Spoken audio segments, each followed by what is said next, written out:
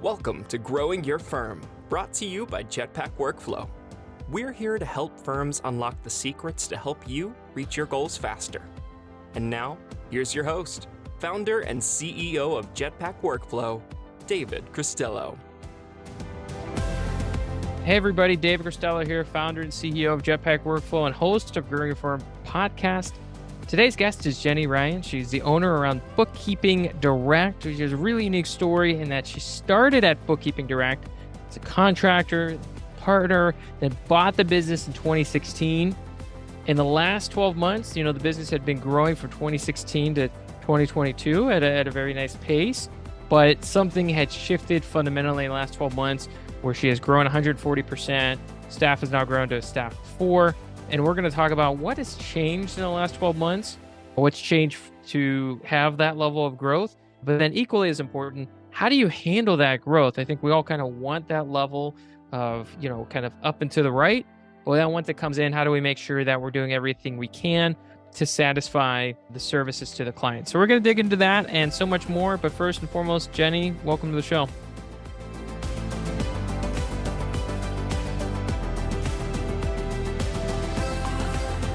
Thank you very much for having me. Yeah, absolutely. Well, for folks that are not familiar with Bookkeeping Direct, just give us a high-level overview. What do you provide and what's a typical client for you? Our typical client would be your small business owners, so a lot of your mum, dad businesses, tradies starting out.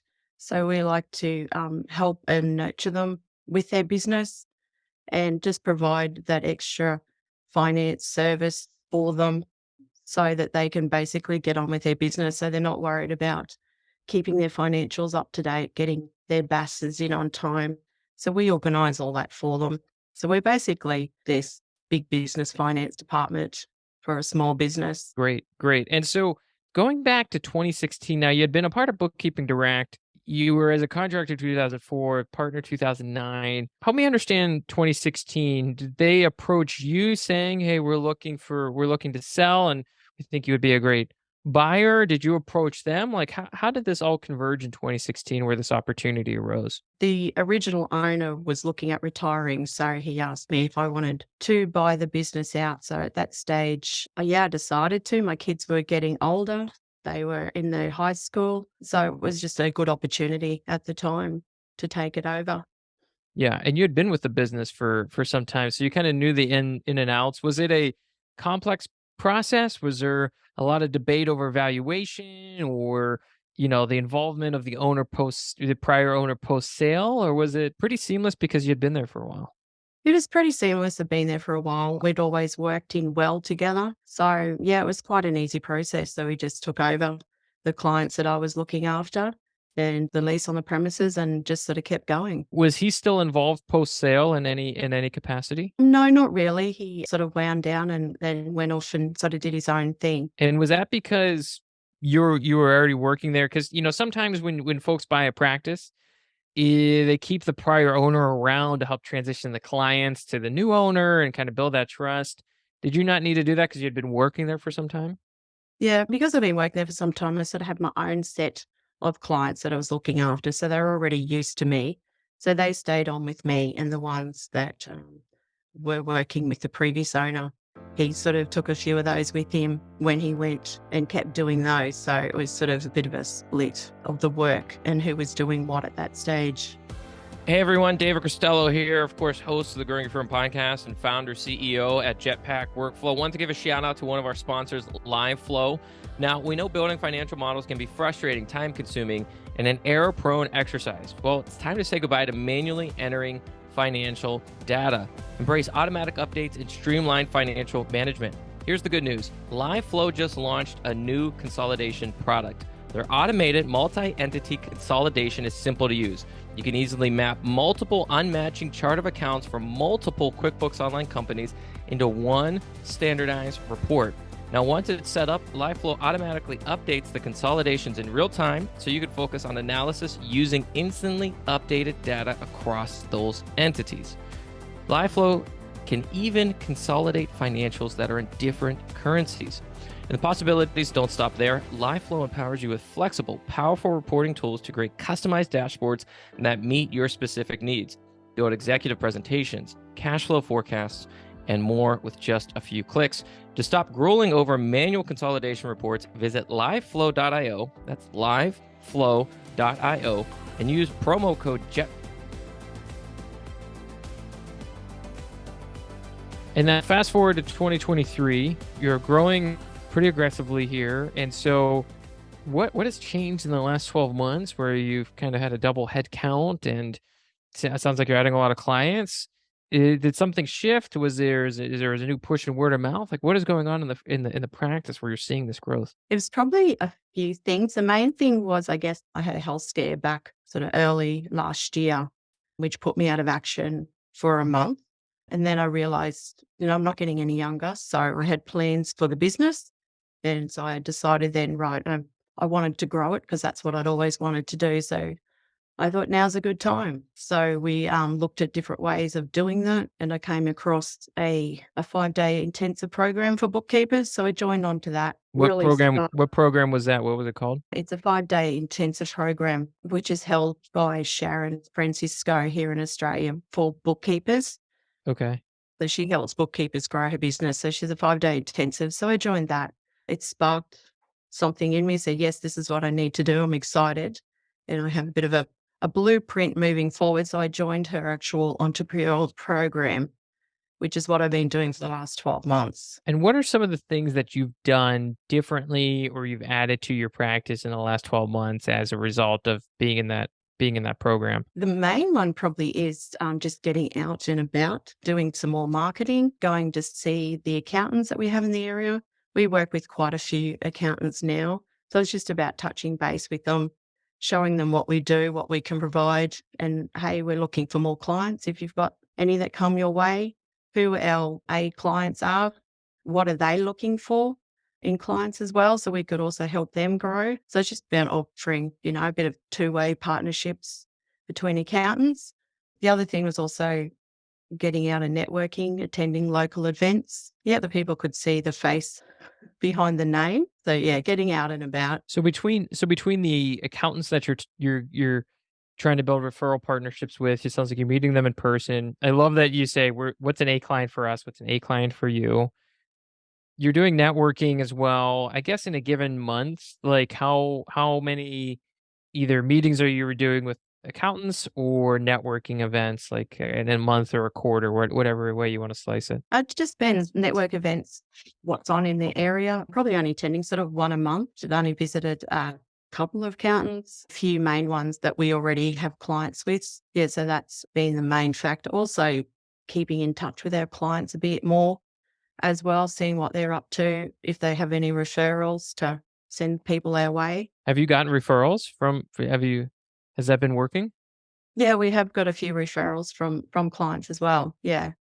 So what do you say to your clients to that? Because sometimes referrals are like, here, like I don't want to ask them, I don't want to bother them. And so I guess how are you phrasing this to your clients where they feel comfortable then giving you a referral, or is it just a matter of like, if you ask them, they will give it to you? We've set up some automations as well, which has helped with client onboarding and stuff like that.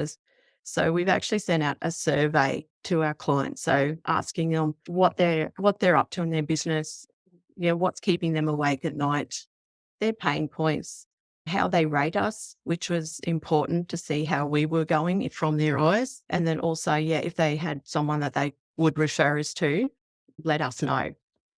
And they could contact us then. I love it. This client survey, when is it being sent? Is it right at the end of onboarding, or is it like once a year regardless? We sent it about 3 months ago to all of our clients. Okay. To see, where they're at. And I think we'll send it out about every 6 months just to keep touch with them and see what's going on in their business. Yeah, it's just a short survey, a few minutes that they can complete. So what are the questions in this survey? So the questions are mainly also about them. So what they're doing in their business, how is their business going? What's their pain points at the moment?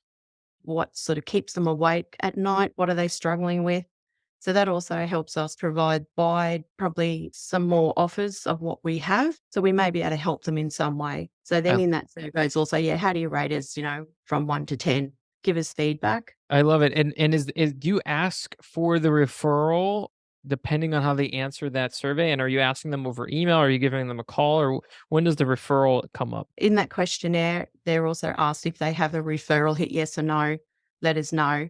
And then they give us a name if they want to, or they give their referral our name to contact us when they're ready. So it's not pushed, it's just a suggestion, and they can contact us at any time or we can meet with them. Yeah. So it's That's sort of a fantastic. soft type of referral. So I was very important not to be pushy from our point of view. Yeah. People need to be ready to take on bookkeepers to do their work.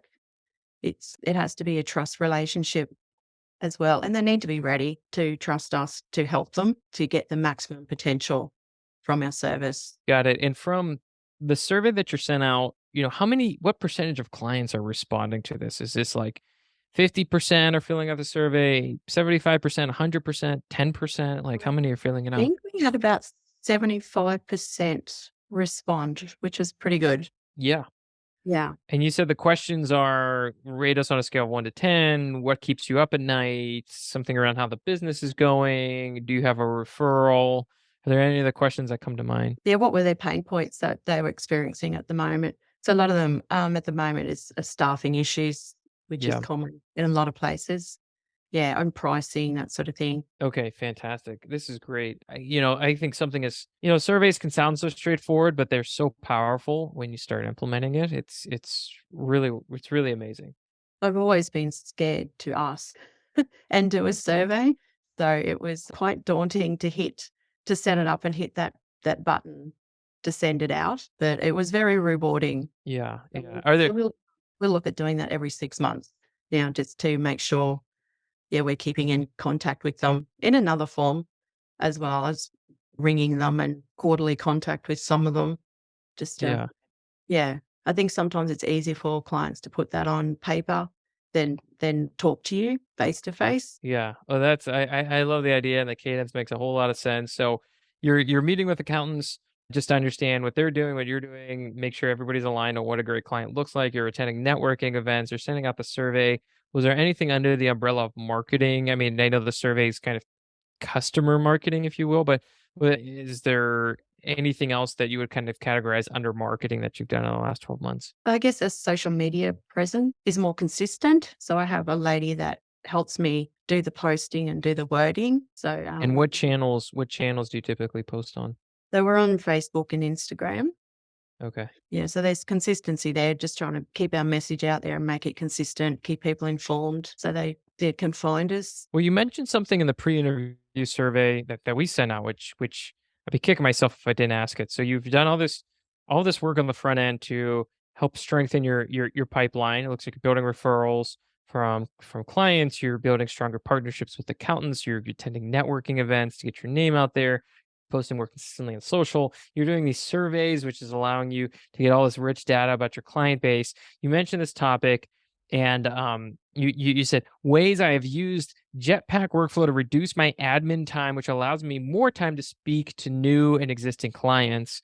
Now, listeners might be saying, "Oh my gosh, well, what if I don't use Jetpack?" Hey, it's okay. We can apply some of the principles to any tool you might be using. But Jenny, can you help me understand, what specifically about your implementation or how you went about the implementation that's allowed you to reduce your admin time? What's been going well and not well, inside of the tool, or what's been really working to free up your admin time? Yeah, so we used the Jetpack not just for our client management, but actually for our office management as a whole. Any emails that come into our system are forwarded into Jetpack, assigned to a staff member, a due date, and a few quick notes of when it needs to be done. So that keeps our emails clean, and then we're not forgetting to get back to that client or the accountant wanting work. So that helps. For me, it stops that waking of 3 o'clock in the morning when a panic, did you reply to somebody? So if we have a saying at work, if it's not in Jetpack, it won't get done. So we keep it like a calendar as well. So it's like our brain. And we also put in there our non-work items. Sounds a little crazy, but we also put in there when we water our plants. So we found that the staff were always watering the plants or no one was watering the plants. So we actually put in Jetpack what day to water the plants and who's assigned to it. So we haven't had any casualties since we've done that. Keeping the plants alive. Yeah, we have quite a few. Yeah, and just other things like, when the fire extinguishers need to be checked, the first aid kits checked, and all those sorts of business things that come, with owning a business. So we put that all in Jetpack as well, plus all the training for the staff. So it keeps track of all their training and what training they've done as well. And for me personally, I've got to keep my CPE hours so I can easily see what training I've done and how long it's taken me. Yeah. So yeah, we use it for all those types of things as well, which just keeps those things out of your brain and frees it up just to concentrate on the job at hand.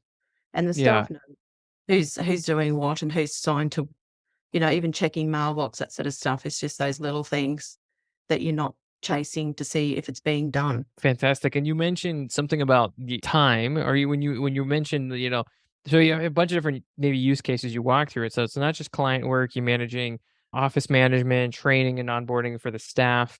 And you mentioned time allocation. So are you also managing time estimates and time inside of the tool, or how does time interact with your firm? Yeah, so all of our jobs in Jetpack, we have a budget for the time. So it might be now, it might be 15, depending on what the job entails. So by doing that, I know each day when I pull up Jetpack, how many hours of work we have that day, how many hours assigned to each client, to each staff member. And then if I need to move jobs around to balance their day, we can. And it also overall helps to see whether I need to do a new hire. If we're getting to capacity with our budgeted hours, then I need to look at, okay, maybe we need to put somebody else on, and where can they fit into the firm? Which jobs are taking up time? What days are the jobs assigned to? So do we have set days that we need to put someone on specifically when we're looking for clients and work? Yeah, so it helps with all those business decisions as well. Fantastic. I'm gonna ask you a very geeky Jetpack question, but as you're thinking about this, and we can link up if people want to dig into further. Are you going to the plan view, the jobs tab, your Yeah. dashboard? What is your go-to view? A bit of everything. First thing in the morning, it's the dashboard to have a quick look to see what jobs have popped up for that day. Some of them may not be ready yet, so they'll be moved to other days.